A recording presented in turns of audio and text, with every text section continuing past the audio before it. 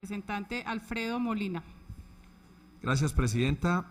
Saludarlos a ustedes, a todas las personas que hoy nos acompañan, a los colegas, y a usted, doctora Marta, doctor Willem. Igualmente un saludo especial. Gracias igualmente a nuestro colega que hace esta proposición, precisamente buscando clarificar muchos de los elementos que en Colombia no están claros, o sí están claros, pero hay una falta de norte y de orientación jurídica, sobre todo en relación al tema del ordenamiento territorial. Muy interesante la presentación, simplemente quería hacer unas notas en relación a los temas de esta importante presentación. Creería yo que los análisis técnicos son los análisis que deben conducir al país en el horizonte de la toma de decisiones. Creería yo que igualmente la planificación del territorio tiene que ser posmoderna, eso quiere decir no bajo un ejercicio retrógrado, ni menos bajo mapas que están a escalas 1:250 o escalonamientos básicamente en cartografía antigua donde se escribe sobre la carta y ahí se toman las decisiones. ¿Qué me preocupa? Me preocupan varias condiciones y son situaciones que las percibo en la práctica. Primero, ¿quién es la entidad que toma las decisiones? A pesar que está claro en la norma, les quiero contar esta perla, colegas. La semana pasada estuve de ponente en el foro avícola en FENAVI y la vicepresidenta es testigo porque allí ella estuvo en esa disertación y algo curioso me pasó frente al ordenamiento avícola respecto al ordenamiento territorial municipal. Pues lo primero que yo miro es que el ordenamiento municipal, obviamente desde la Constitución, está en el municipio, en sus consejos. Quiere decir, hay una descentralización en la toma de decisiones del ordenamiento y con esa descentralización hay una gran fortaleza de la descentralización, pero una gran debilidad de planificación. Cuando las reglas del juego no son claras para todos los municipios. Quiere decir, si un municipio A toma la decisión de planificar a escala N y el municipio B toma la decisión de planificar a escala Y, la escala N con Y no va a pegar y obviamente el día de mañana no vamos a poder tomar una decisión porque pasando el límite del municipio, los dos municipios no se superponen en la técnica que se aplique. Segundo tema, estaba allí delegado del DANE por un lado y delegado de la UPRA por otro lado. Pero además, yo llevo los datos del IGAC, que ustedes los que fueron algunos frente al tema de la SAC, yo siempre en Colombia he escuchado, y yo no sé, ustedes me corregirán, Crisanto y todas las personas que manejan los temas agropecuarios igualmente, me gustaría que estuviera aquí la doctora Flora, que nosotros en Colombia hoy, según el IGAC, tenemos 20.000 hectáreas con vocación agrícola, de las cuales hoy se están usando 5.000 y 15.000, 20 millones, discúlpame, sí, 20 millones de las 114 millones de hectáreas, 20 millones para, doctor Rubén Darío, usted es un experto en ese tema, 20 millones de las cuales están usando 5 y en materia principalmente ganadería, estamos usando 34 millones de una vocación de 14 a 20, ¿sí? Es decir, estamos sobreexplotando.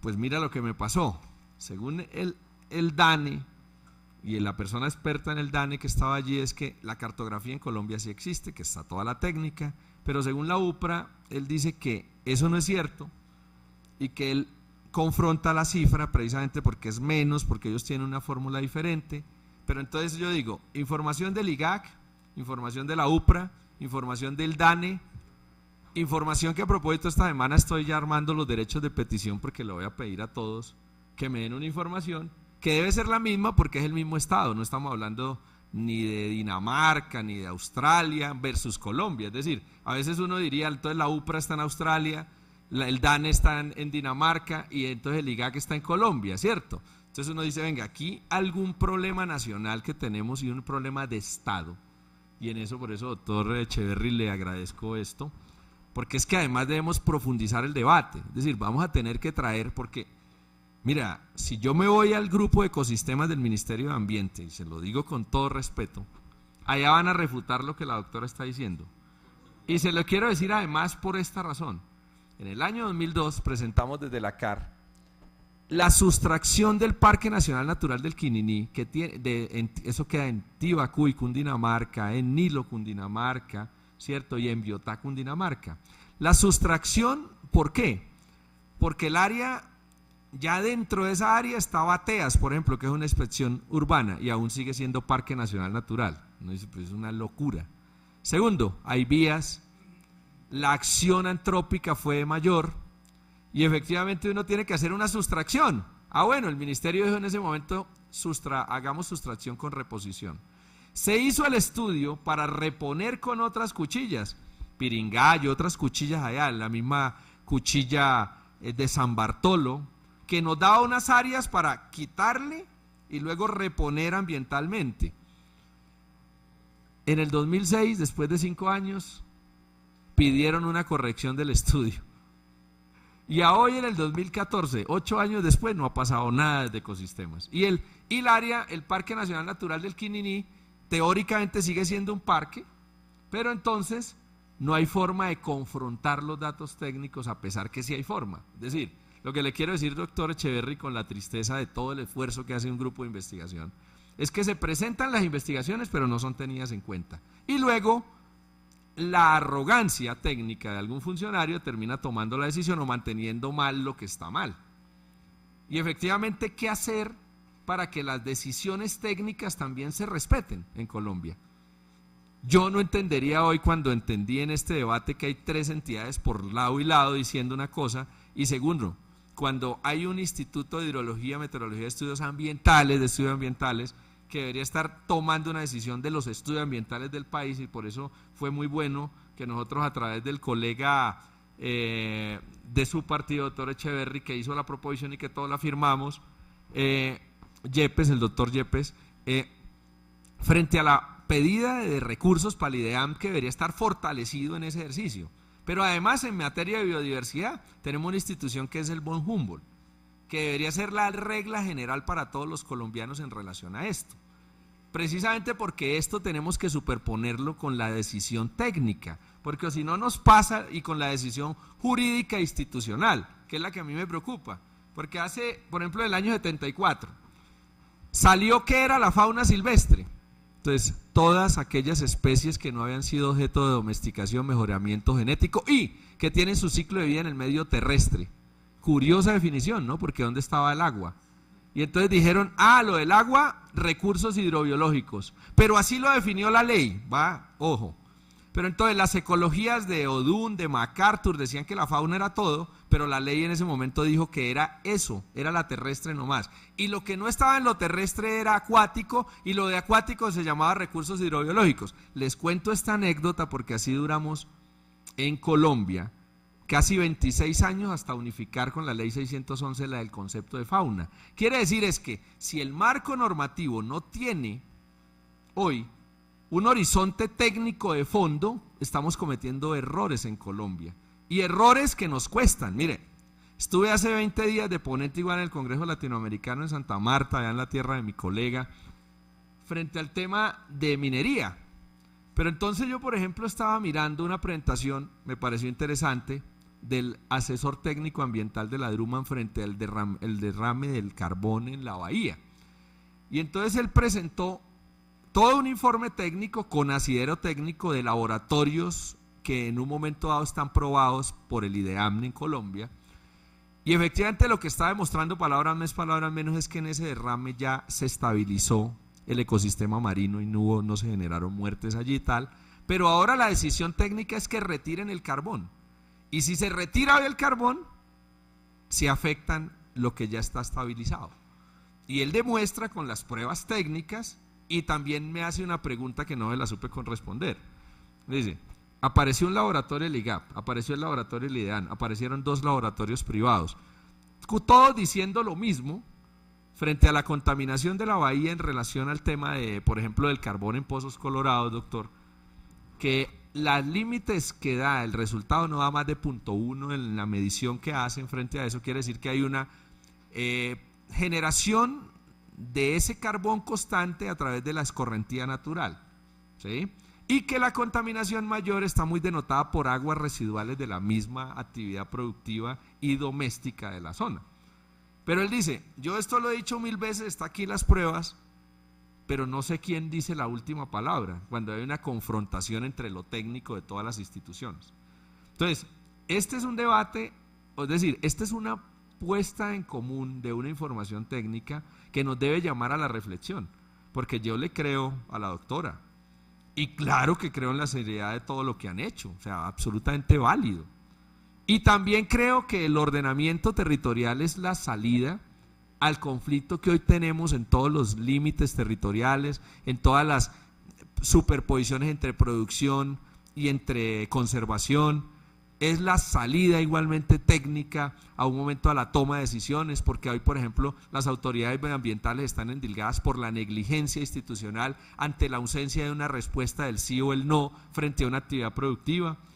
Y también es la técnica la llamada a tomar esas decisiones. El problema, doctor Echeverry, es que a pesar de todos estos grandes experimentos importantes que nos dan una cartografía, cómo homologar eso para que eso sea ley municipal o para que sea la ley para que todos tomen decisiones al respecto. Porque ¿qué? La solución hoy institucional y sobre todo en lo ambiental es que para poder corroborar la información de ellos es que hay que hacer otra consultoría. Y habrá que hacer otro estudio que también va a refutar los resultados, ideal que salgan iguales. Pero cuando salen contrarios, terminan todo el mundo refutándose. Ahora, 3, nos están trayendo tecnología de punta en relación a la toma de decisiones. Tecnología que no tienen nuestras instituciones públicas, desafortunadamente. Y por eso yo inclusive, doctora Marta, para que también se lleve esa inquietud, yo siempre he refutado que las áreas homogéneas en zonas conservadas, por ejemplo una selva amazónica, yo creo que a escala unos 100.000 está bien. Pero el escalonamiento en Santurbán a escala unos 100.000 no sirve, mi concepto personal. Tiene que estar a una escala mínimo predial, porque la toma de decisiones, el objeto de lupa tiene que ser más amplio, porque si no podemos cometer errores. Errores de transcripción de información y omitiendo la realidad social de un territorio. Por ejemplo, en Santurbán yo estoy escuchando gente que quiere la minería, independiente que están arriba, ¿sí? ¿Por qué? Porque lo han hecho por historia por más de 100 años. Y efectivamente yo he dicho cosas como estas. Por ejemplo, cuando un día el ministerio tomó la decisión de volver a revivir la 076 acá en esta zona, donde se decía que después de la cota 2.650 metros no se podía hacer nada, era volver a la época de Gonzalo Jiménez de Quesada, y eso es imposible en Colombia. Entonces también este tipo de estudios tienen que reconocer el territorio hoy afectado y hoy igualmente ocupado mal, y eso tenemos que un día empezar a llevar como esto al límite similar a los derechos internacionales respecto a los derechos humanos, donde tenemos que hacer pagamentos, pedirle perdón al ecosistema, porque llegar a la restauración en Colombia es importante en unas áreas que terminemos con la técnica, pero llegar a la restauración va a ser imposible en todo Colombia, porque precisamente ya estamos metidos en el río, afectamos ecosistemas, y entonces lo ideal de Colombia es tratar de conservar lo que está conservado, que eso nos va a valer menos. Y el segundo nivel es que lo que es prioritario en restauración, pues tenemos que restaurarlo, pero habría que pensar en los recursos, porque nosotros, mire lo que nos pasó, ¿cuánto es la plata del ministerio? Usted, doctor Gaitán, usted ya lo averiguó en su debate, 529.000 millones, y además tenemos la mentalidad de pobre, dijimos, mejoremos esto, sumémosle 200.000 millones. ¿Sabe cuánto valdría la restauración de los ecosistemas en Colombia? No sé cuánto, pero vale mucho más que lo que estamos pidiendo en materia del mejoramiento de las condiciones institucionales y presupuestales de la cartera del sistema, en general del Sistema Nacional Ambiental. Entonces, eso vale mucha plata y tenemos que ser pragmáticos. Cuando yo pregunté, por ejemplo, en Santurbán, ¿qué es lo que pega y qué no pega? Me dijeron los del Humboldt y los del ministerio, en un momento dado, yo dije, ¿por qué la categoría de parque que ya está allá regional no pegan el mismo límite a lo que es el páramo hoy desde el artículo 202 de la ley 1450, que se determinó que los páramos deberían estar a escala 1.25.000? Entonces, ¿qué no pegó? Me dijeron que el 8% entre un área y la otra, y en ese 8% ya llevan 2 años sin definir el 8% de esa área en el límite. Y yo digo, pero ¿cuál es el problema? Cuando yo veo en este tipo de técnicas elementos que son más expeditos e información mucho más veraz y real. Precisamente pero doctor Echeverry, ¿qué hacer para que los análisis técnicos de otras entidades igualmente se homologuen, se evite la consultoría por parte de la institución pública homologando mucha información que tienen ellos, que tienen otras entidades? Usted se va al Instituto de Ciencia de la Nacional, tiene información, se va, ahora veo el IGAC también allí, veo la UPRA ahora, que vuelvo y le digo, los invito a que hagamos un debate de información y solamente pidamos el mismo tema sobre 7, 8 entidades de Estado. Todas están diciendo diferentes temas. Y eso me preocupa muchísimo, porque si el Estado no se planifica bajo una información homogénea, estamos mandando un mensaje muy negativo a todos los colombianos y, segundo nivel, un mensaje de inseguridad jurídica institucional terrible para el mundo también. Hoy, cuando estamos diciendo que abrimos las fronteras, que tenemos una apertura económica, que hacemos una cantidad de cosas. Entonces, ahí hay un gran problema de inseguridad técnica y esa inseguridad técnica me está generando una gran inseguridad jurídica. Entonces, hagamos algún debate en ese sentido, los invito, porque esto es válido, pero desafortunadamente no va a tener validez si la misma unidad de parques no va a reconocer eso como una homologación de sus esquemas de información, y cuando si eso no va a estar reconocido a nivel de los elementos territoriales que son orden lógico en el ejercicio particular. Entonces, quería simplemente expresar esto, no sin antes felicitar a la doctora Marta, porque me parece un excelente trabajo y me parece que yo creo que lo inventado ya está inventado. Lo que hay es que utilizar las herramientas para poder generar una información, pero también esa información debe estar al servicio de todos y debe estar homologada por todos para que no superpongamos acciones que son los que en el día a día nos desgastan y al final no nos evitan tomar una decisión mucho más sólida. Entonces, gracias por acompañarnos. Esta comisión es la suya.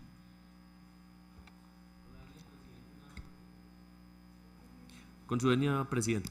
Eso me parece importante aclarar 3 cosas, porque pues el doctor Molina, que es un catedrático de experiencia, autor